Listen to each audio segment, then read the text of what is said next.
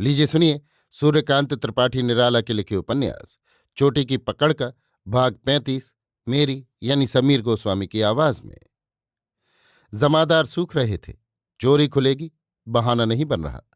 घबराए जो कलंक नहीं लगा लगेगा, जेल होगी, बाप दादों का नाम डूबेगा। राजा गए, दूसरी आफत रहेगी। इसी समय मुन्ना मिली। जमादार ने देखा उसमें स्फूर्ति है। उनकी बाँछें खिल गईं। सोचा बचत निकल आई। मुन्ना ने अलग बुलाया। वे चले। दोनों घाट की चारदीवारी की आड़ में एक मौलसिरी की छाह में बैठे। मुन्ना ने कहा, अब किनारा साफ नजर आ रहा है।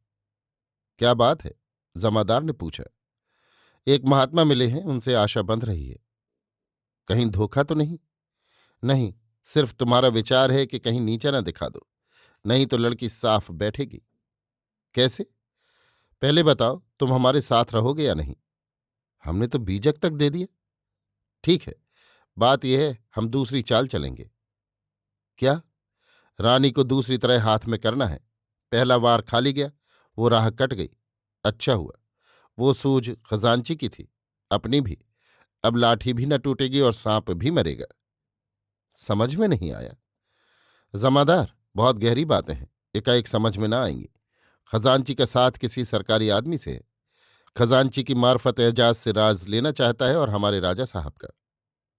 राजा साहब सरकार के खिलाफ फंस जाएंगे, क्योंकि वे रास्ता बताने वाले हमारे नए गुरुदेव के मददगार हैं, और गुरुदेव सरकार के खिलाफ कार्रवाई करने वालों में हैं। स्वदेशी का जो आंदोलन चला है, गुरुदेव उसमें है। सरकार चाहती है बंगाल के दो टुकड़े कर दें। जमींदार ऐसा नहीं चाहते। उनको डर है कि स्थायी बंदोबस्त फिर न रह जाएगा। इस देश में आंदोलन है। सरकार के लोगों का कहना है, स्थायी बंदोबस्त न रहने पर इतर जनों को फायदा पहुंचेगा। मुसलमान जनता सरकार के पक्ष में की जा रही है। असली बात इतनी है, हम लोग बहुत काफी बातचीत सुन चुके हैं। सच जो कुछ भी हो, मगर गुरुदेव की बात का असर पड़ता है। उन पर अपने आप विश्वास हो जाता है। बड़े अद्भुत आदमी हैं। इतर जन ही हम लोग हैं। हम लोग भी सहानुभूति और अधिकार चाहते हैं। ये हमको सरकार से तब मिलेगा जब हम सरकार की जड़ मजबूती से पकड़ेंगे। मगर हमको रहना तुम्ही लोगों में है। हमारे जो कुछ था हम दे चुके। हाँ, मगर समाज से डरते हो। हम समाज की बात कहते हैं।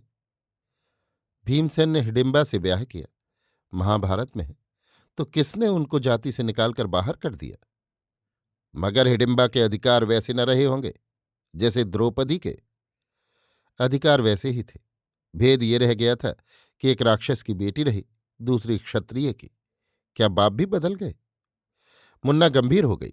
कहा, बुआ का पता इनको मालूम है। रुस्तम शायद इन्हीं की बातें करता था। जमादार जर्द पड़े। कहा, कुल भेद खुला। बुआ ने एक एक गांठ सुलझाई होगी। संभव। ताल पर चलना है, नहीं गिरेंगे। बुआ राजा के साथ न थी। बचाव का मिलकर बचकर रास्ता निकालना है। बुरा हुआ, सरकार के खिलाफ हैं तो जरूर बचकर रहना है। हम भी पकड़ा सकते हैं, अगर पकड़ में है। हाँ, मगर नहीं। राजा ने रखा है तो मिल जाना चाहिए। हाँ, राजा खिलाफ ना हो तो खिलाफ गवाही देते अकेले हो जाएंगे। मगर खजांची का एक गिरोह है, हम उसमें हैं, बचत है।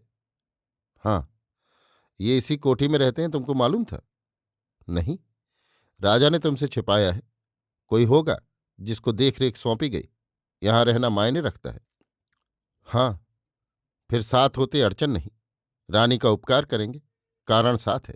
राजा को ये मिला दे सकते हैं। हाँ, आदमी सज्जन है, रानी से मिलाना है, बातचीत सुननी है। अगर रानी से किसी की मार्फत बातचीत कराई तो मैं हूंगी, खुद की तो सुनूंगी, बहाना है। हाँ, इनका भेद मिलेगा, आगे भी मिलता रहेगा।